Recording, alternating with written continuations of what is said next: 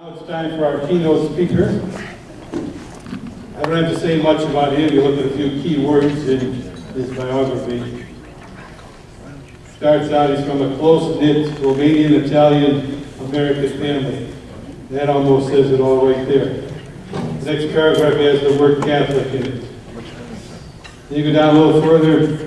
In 2007, he received the Freedom Award of the American Nationality Movement. So you know he's a good guy. And then it ends up with, he's a family man. Wife in 30 years and 5 children and 2 grandchildren. Although sadly his wife passed away a few years ago. So let's welcome Jim Creation as our keynote speaker.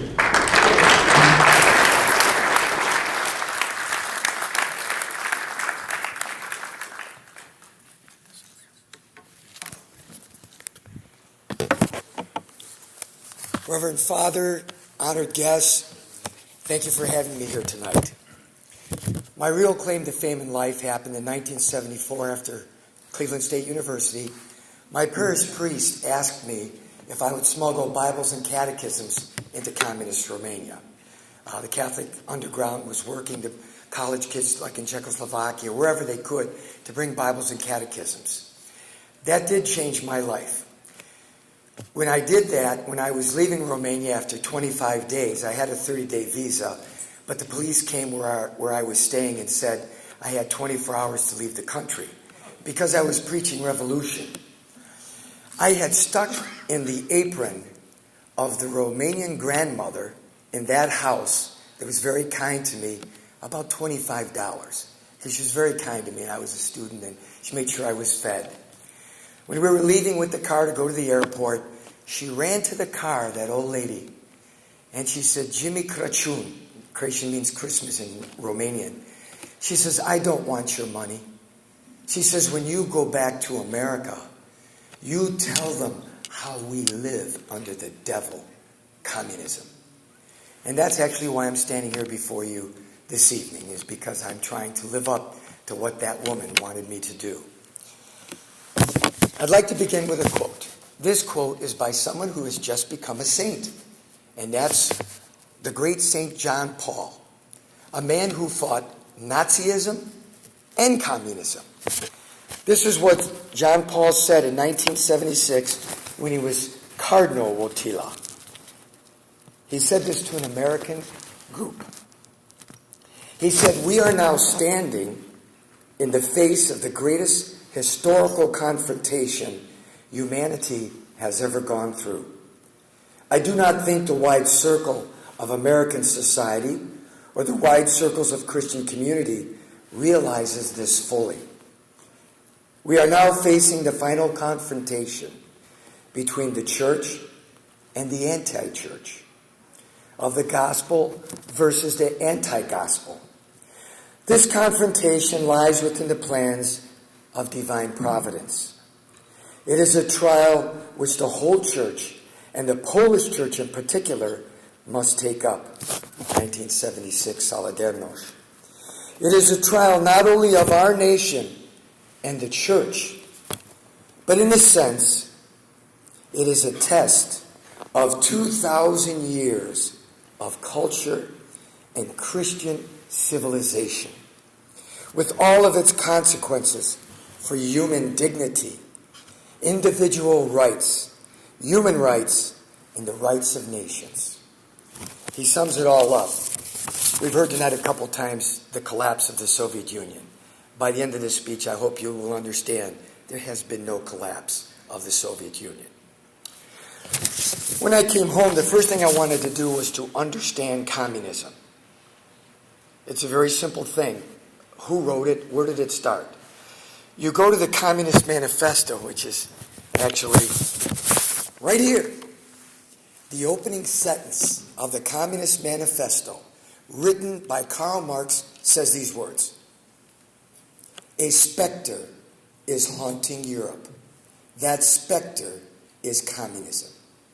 When you go to the Webster Dictionary and you look up specter, it is an evil omen, an evil spirit. Don't all of us in this room understand what that evil has meant in the 20th century, now going into the 21st century. Evil beyond human belief.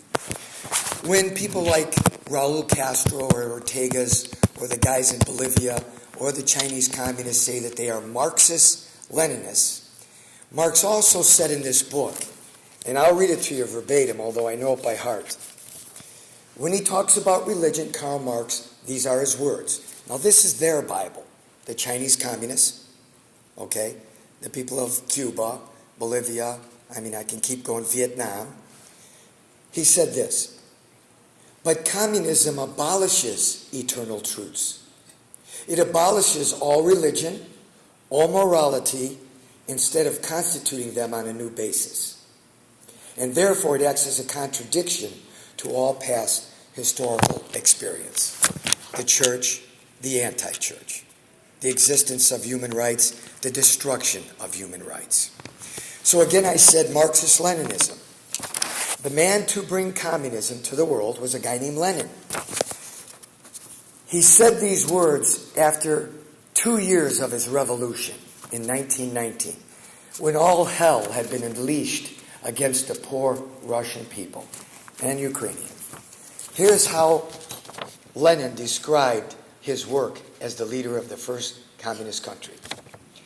Our power does not know liberty or justice.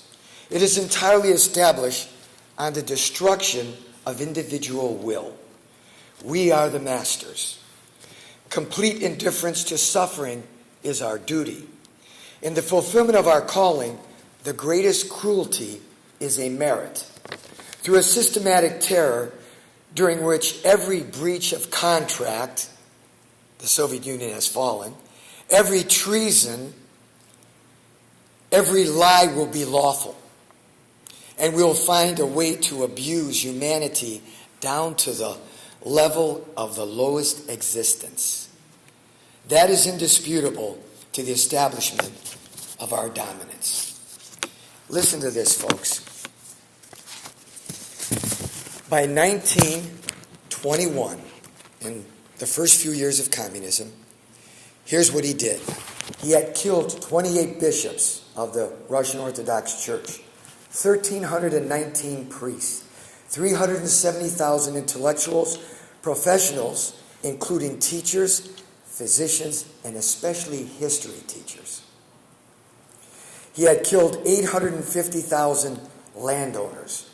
By 1924, when he died, it is presumed that the blood on his hands was near 4 to 5 million people. But in 1921, we have our first perestroika, or what we call glasnost, or what they call glasnost. What happened was, after all this murder, the Russian economy collapsed. They were starving.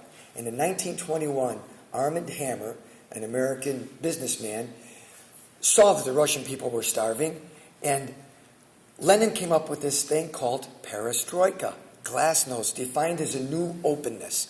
He said, we're going to open up our churches, we're going to stop killing priests, we need help from the West. Armand Hammer organized a gift to the Soviet Union to help, Russia at this time in 21, in excess, it's reputed to be over 90 million. America's share was over 20 million. Okay, what did he do with that money? He paid his Cheka, which was the first secret police. He paid his Red Army, which was terrorizing all of Russia, killing priests. Okay, so let's move now to 1933. Stalin has been in power since 1924. In 1933, it is reputed that Stalin had killed himself at least another 3 to 4 million Russians. Okay? And in 1933, he was beginning his program against the Ukrainian people. Solzhenitsyn, in his book, Warning to the West, said, in 1933, he was killing by shooting, starvation. He would put 4 Ukrainians together and put a bullet behind one of their backs so he wouldn't waste bullets. Solzhenitsyn says in 1933, 80,000 a month were dying in the Ukraine. Guess what happened in 1933? President Roosevelt began the process of diplomatic recognition to Joseph Stalin. God help the world. Now we're going to recognize Joseph Stalin. There was a delegation of Americans that were asked by the president to enter Russia, go to certain cities that were all prepared for it. And one of those delegations at that time in 1933, there was a young priest. And this priest, because he was a priest, was given books and magazines quietly by the Russian people because it had only been since 17 that all hell was unleashed against them. This priest took those books back to America. He read those books, and in 1936, he went on a speaking engagement of all the Catholic high schools that he could go to and Catholic colleges. I've always asked our Lord and the Mother Mary to help me with the right words to say, given this opportunity to speak on behalf of all of those martyrs, those priests, those bishops in all of our countries. Well, my mother had to do a report on what that priest said in 1936. My mother had to do a report. She remembers it vividly, and she told me this. That priest came in front of him, and she said that the Soviet Union in 1936 has a plan to destroy America. And they will destroy America through the demoralization of the youth of America. He said to them, one day in the distant future, you women will wake up. Some of you will be mothers.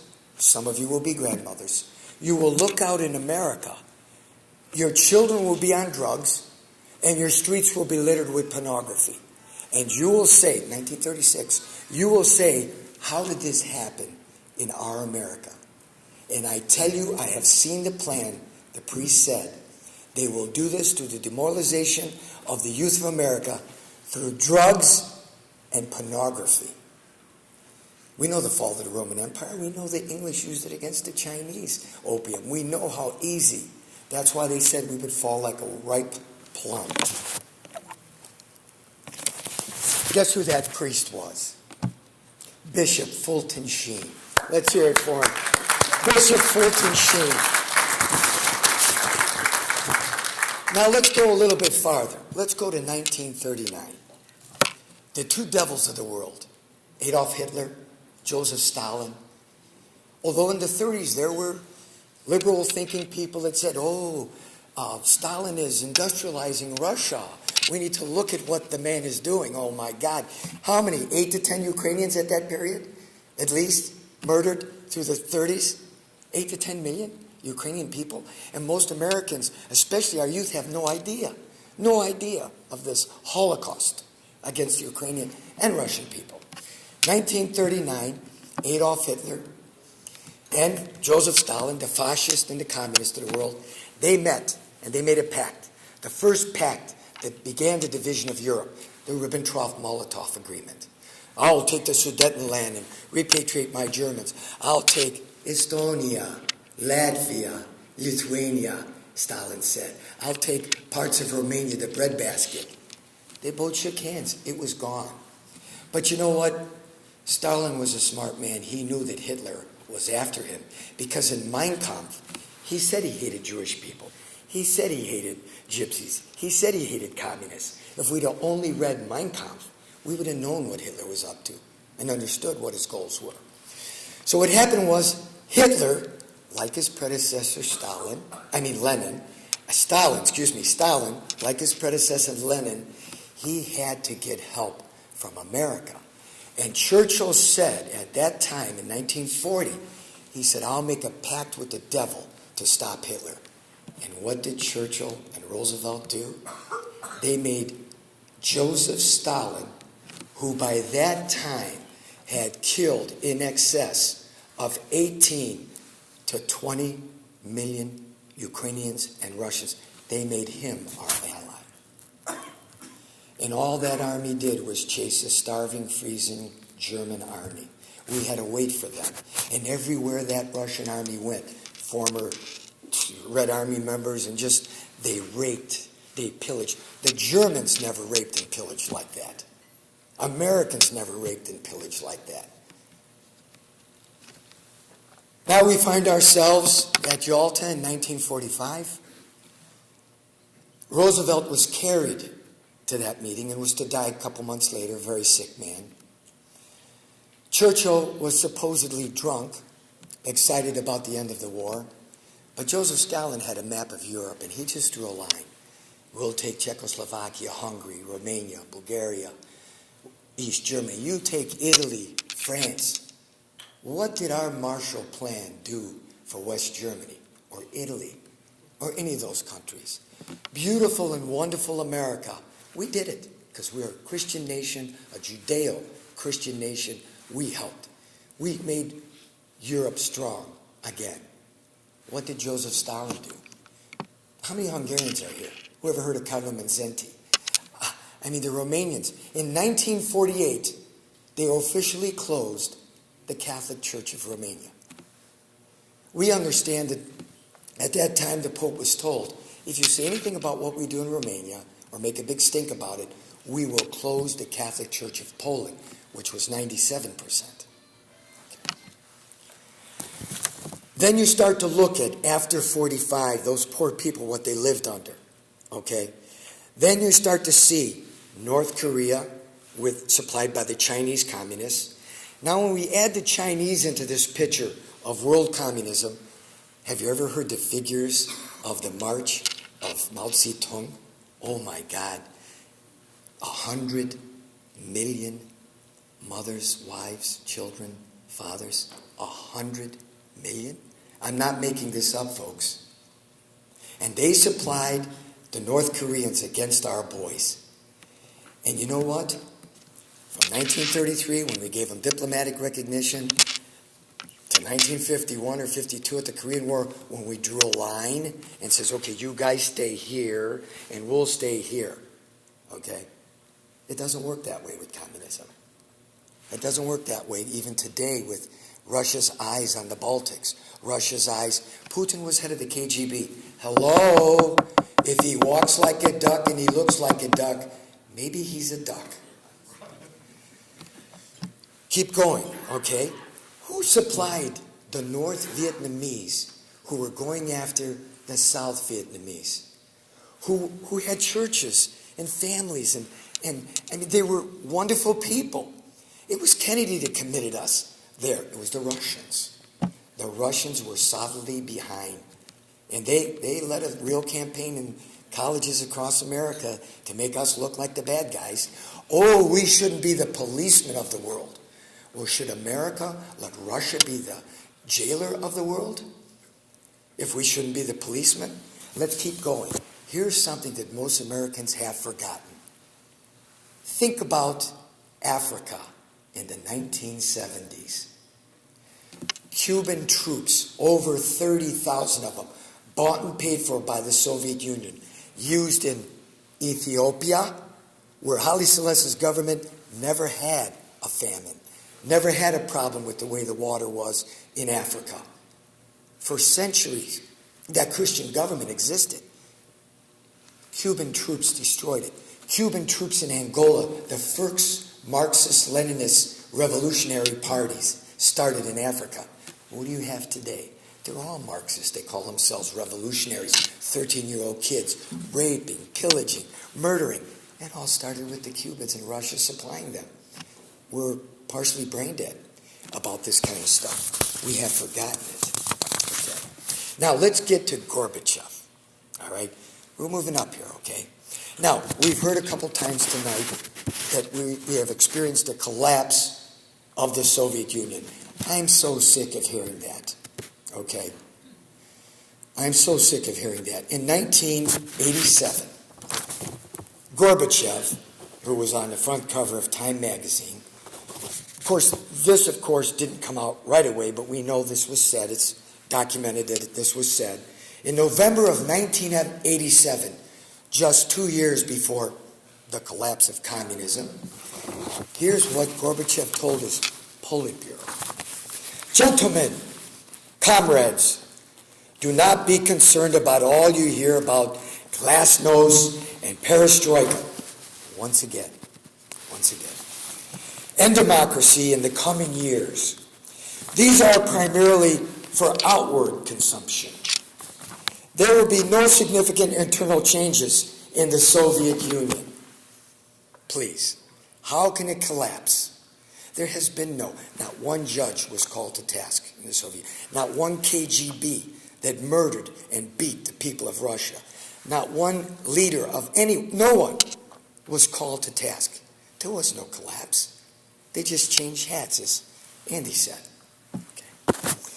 He said there will be no significant internal changes of the Soviet Union.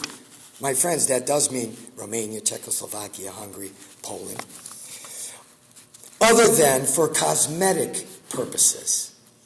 Our purpose is to disarm the Americans and let them fall asleep.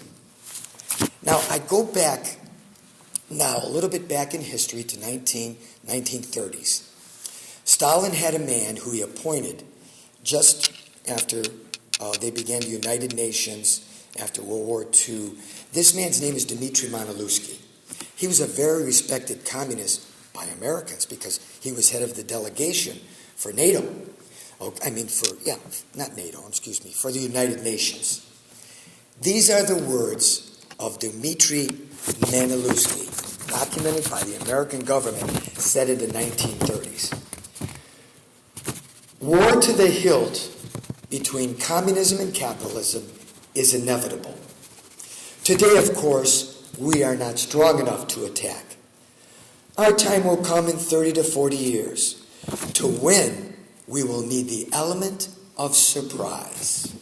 The bourgeois will have to be put to sleep. Boy, wasn't that the words of Gorbachev? The bourgeois will have to put to sleep. So we shall begin by launching the most spectacular peace movement on record.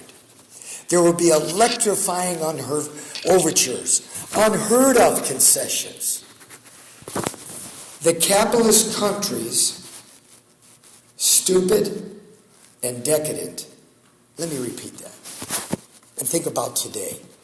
The capitalist countries, stupid and decadent, will leap at another chance to be our friend. And when their guard is down, we shall smash them with our clenched fists. My dear friends, right now, China owns 46% of our credit. Now, you'll hear the economists say it's not in the best interest of the Chinese people to do anything against this because we buy their goods, they give us the credit that we buy their goods, and they would seriously be harmed. They would harm their people if that balance had not happened. Let me ask you a question. When has any communist regime ever cared about their people? Let me ask you another question.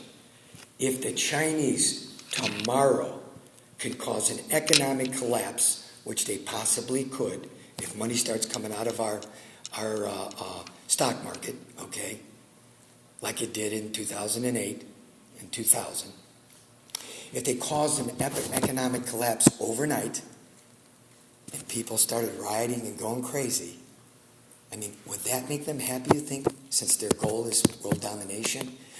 But the next question is, we as Americans, we can trust the Chinese to do what's right with our credit. Those who believe we can, please raise your hand. I doubt there's anyone here that believes we can trust the Chinese to do what's right with our credit. All right. In 1996, I was invited to be in a group of Americans to advise the Clinton administration on the enlargement of NATO, and I'm almost done. I was asked to represent the Romanian people, being an officer of the World Union of Free Romanians as an American president. There were the Hungarians there, the freedom fighter was there, the head of the freedom fighters of Cleveland was represented there. There were two from Cleveland, me and the Hungarian. There was the Polish leader of the National Congress from Chicago. There was the Czechoslovakian head from Connecticut who ran their big union, the insurance union, you know. So everybody was there, okay?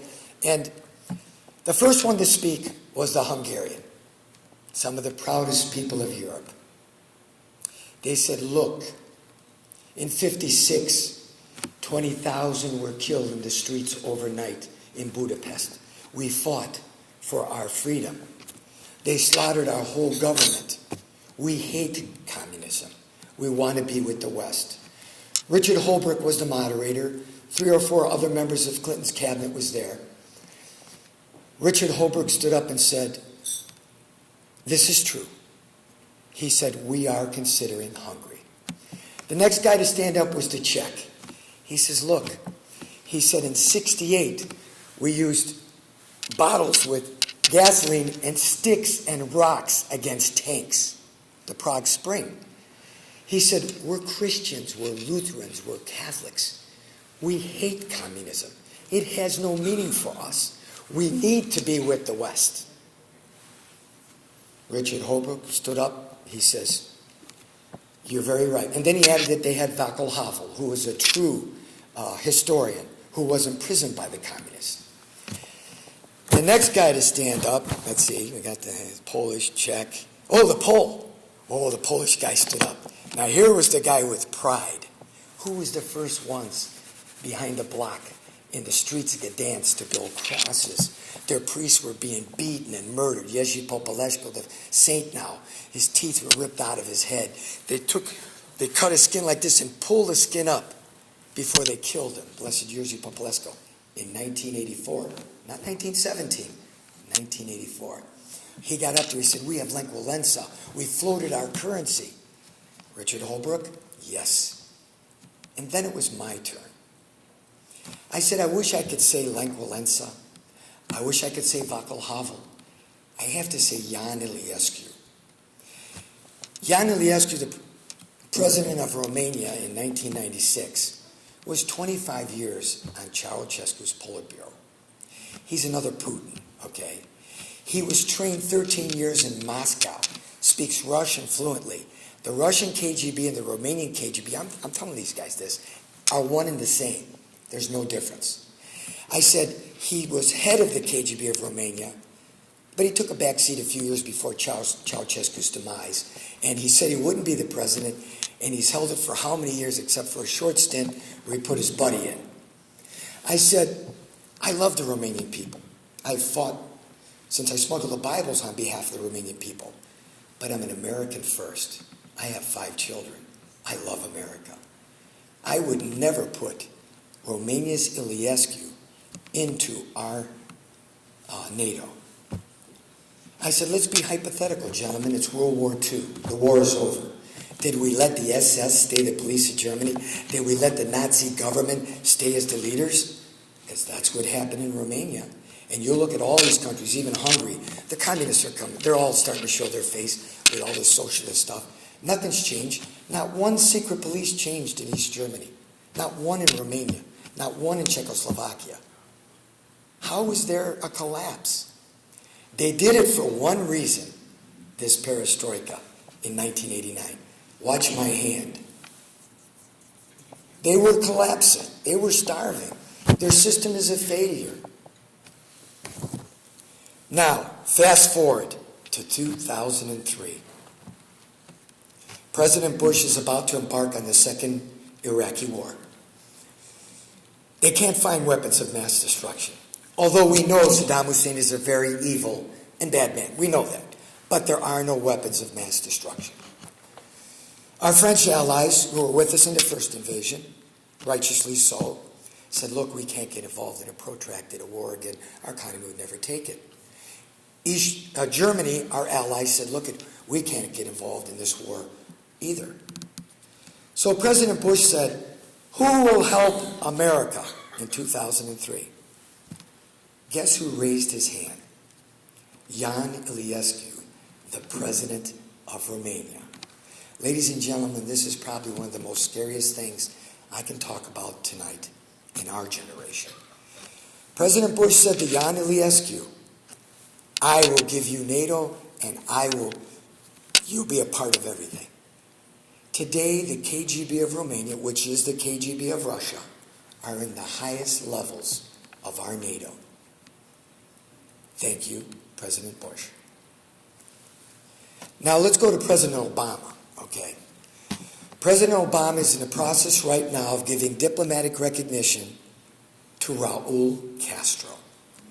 My dear friends, Raul Castro was the one who lined him up for his brother Fidel and shot them down.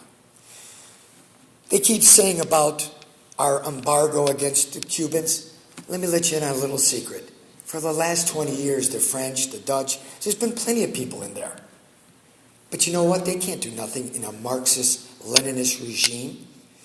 In Cuba, on every city block, there is members of the Committee in Support of the Revolution. If they hear you talking against the Castros,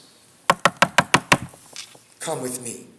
This is the fear and terror that they currently live under. And if you remember, the first words out of Raul Castro's mouth for the West when Obama made this overture was, I hope the West doesn't think we're going to change our revolutionary ideas. But we can trust Raul Castro, just as good as he was to his own people during their revolution and through the years of terror that they've lived under. Second, he's trying to bring diplomatic recognition to Vietnam. My friends, Vietnam is a communist country. Vietnam is run by former Viet Cong.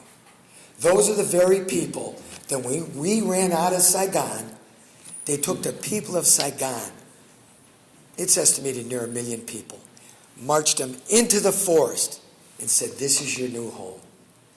They were made, men, women, and children were made to eat leaves, twigs. Senator Voinovich, you know this. We got the boat people.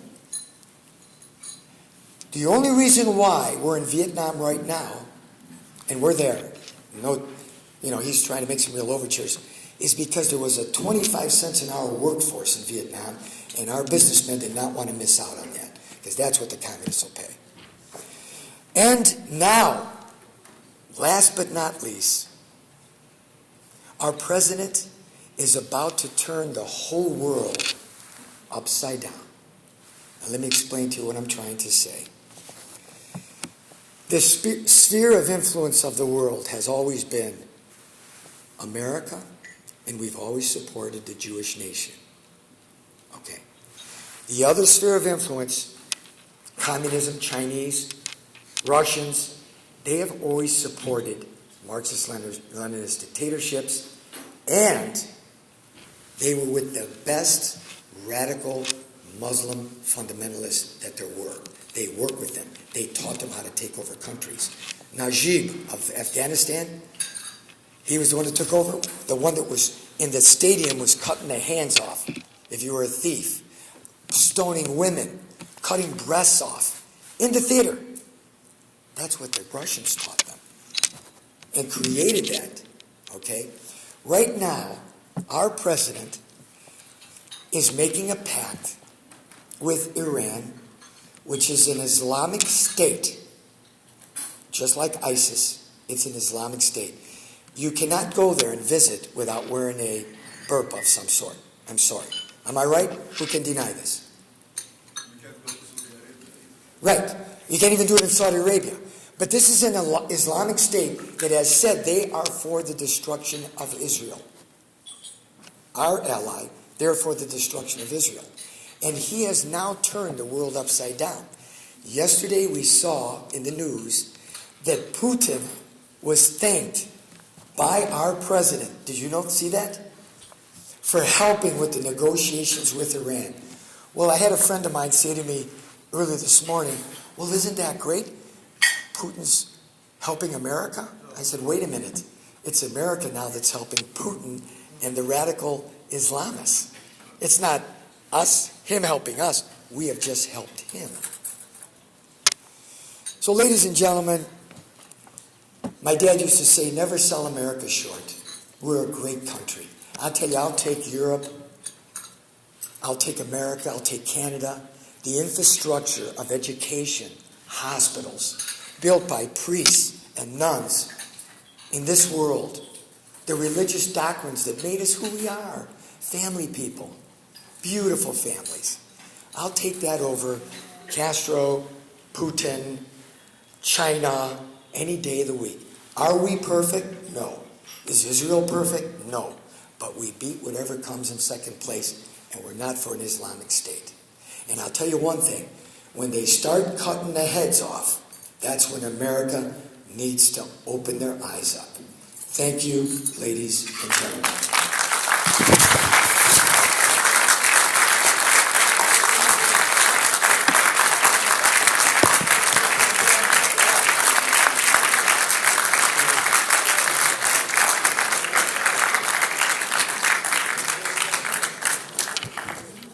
Thank you, Jim.